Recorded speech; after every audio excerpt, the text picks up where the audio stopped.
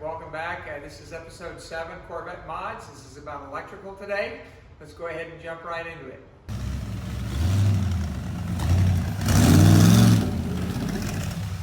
So this is the rear storage compartment area of my car, and this is basically where the heart of the car is. I mentioned earlier in another episode that I moved the battery from behind the driver's side to the passenger side. Originally they'd be placed over here. I moved it over here. One of it was for convenience. It gives me more room to work here with the battery. It's really hard to get battery in and out of this smaller area. And if you've ever had to jump start one of these cars, it's kind of hard to put battery cables on the battery behind the driver's seat and then put the driver's seat back to get in to turn the key, because you usually knock the battery cables off.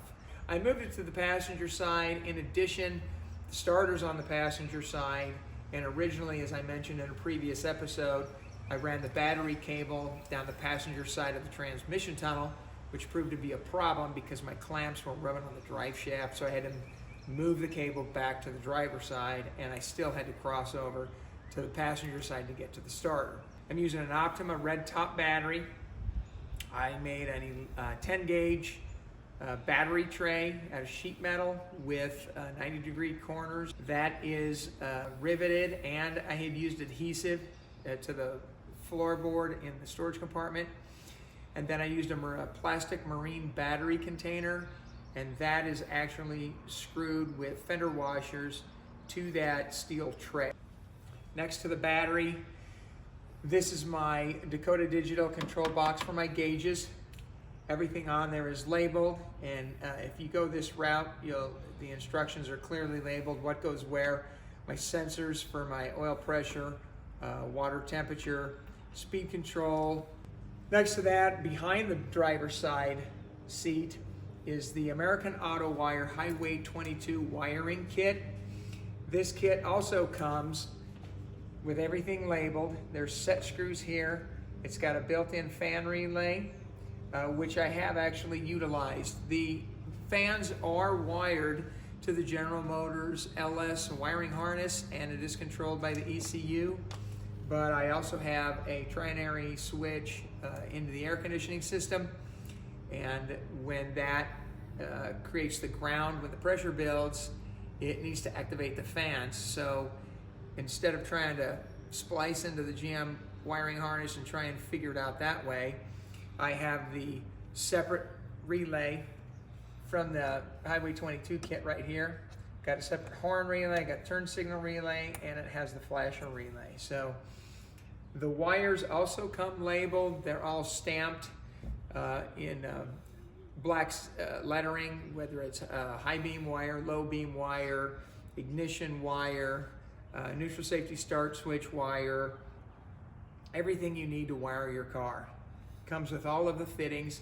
It's product specific, so I ordered it for a 1969 Corvette, and it gives a basic overview on the wiring diagram. It is not complete. You do have to have a decent amount of knowledge of electrical wiring, or at least automotive wiring, and how to get that done. But I utilized the factory service manual for a few things, not very many.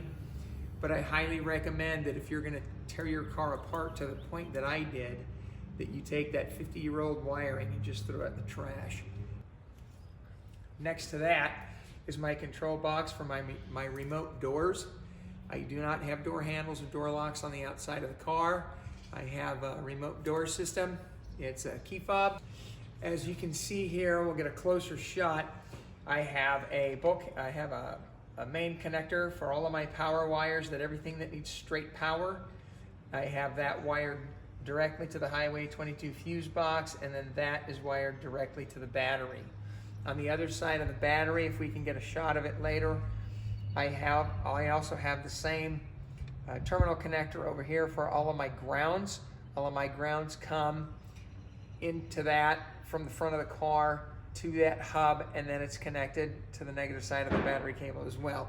The only exception is the ground wire for the ECU and the ground wire for the Goodyear cruise control are connected directly to the battery.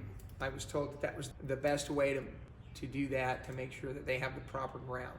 I have ground bolts on the front of the car on either side of the inside of the door jambs. I used a 1/4 bolt and as a stud, put it through an existing hole. And I have all of my ground wires coming from my electrical from the dash to those 2 lugs. I also have 2 ground lugs up front on either side of the radiator core support for all of the grounding up front. Those are also connected to each other by a ground wire, and as well are connected to the battery with a wire all the way from the front all the way back to that main hub. I covered the gauges in the last episode, but I wanted to go over really quick. One of the reasons these are so convenient is because you don't have a nest of wires behind them. This gauge component here is 1 unit. It's completely flat on the back. Same with the tachometer and the speedometer. They connect together with Cat 5 cable. The speedometer plugs into the tachometer plugs into the center gauges, and then you have those 2 Cat 5 cables that run to the back. So wiring each individual gauge is a thing of the past. I did mention in the last episode, this car does have power windows now. I did order a factory power window harness for those, but I ended up wired it in to the American Auto Wire fuse box. Okay, so this is the key fob for my remote doors. It's a 4-channel key fob. I just use the 1 and the 2 for the doors. That's all I really need. It does have a lockout so that when the ignition is turned on or the car is running, you cannot open the doors remotely with this fob. I dressed it up with a cross flag emblem from the inside door handle pulls. They come separately, they're self-adhesive. I just thought it was kind of neat. And so I just stand close to the car and push the button, and there we go. The inside of the door jamb, these 2 ARP bolts, those are what hold the bracket that houses the solenoid. And then I ran stainless steel cable to a carabiner that goes through one of the existing holes on the latch that activates the latch mechanism right here. I told you earlier I used Chris McDonald's killer lighting system. So the 69 headlight switch is identical to the C4 headlight switch with one exception. The C4 headlight switch has an extra terminal for your down signal. So in my car is a C4 switch. All I did was use the 69 pull knob and replaced it and put it back into my dash. Up in the left front fender well behind the grille, I utilized the GM headlight module.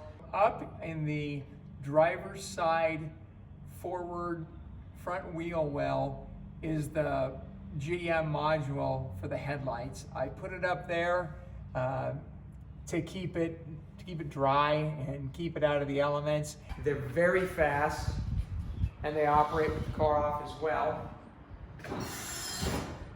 Up and down. These are the LED rings that I put into my tail lights.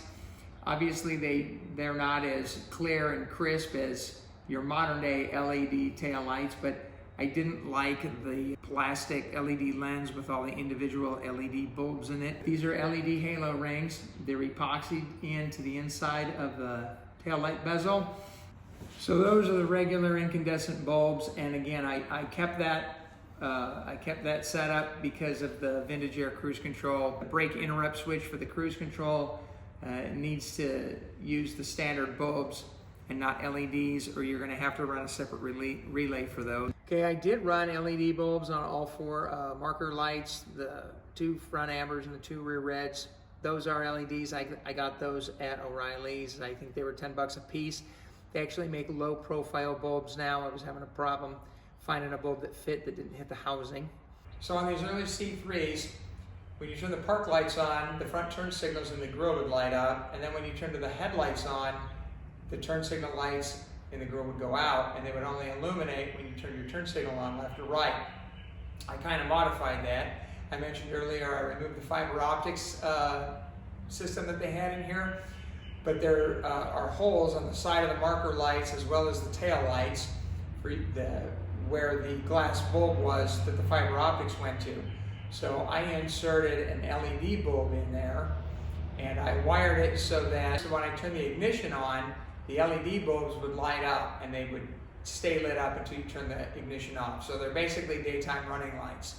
And I ended up using LED amber bulbs in the front, so that when I did turn my turn signal, the LED amber would overpower the white of the running light, and you can still see the front turn signals if you're facing the car. Okay, this is the underside of the GM Performance Parts Fuse and Relay Center. You can see that it's up out of the way enough that it's not bothered by the heat. If you'll also notice that I have all of my wiring and conduit, everything's zip tied back out of the way.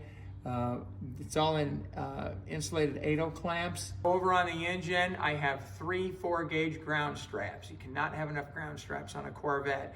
I have one on the passenger side there, and then I have 2 on the driver's side back here, 1 there, and then 1 in the front here by the steering box. In the earlier fuel episode, you'll notice that this is not the same tank.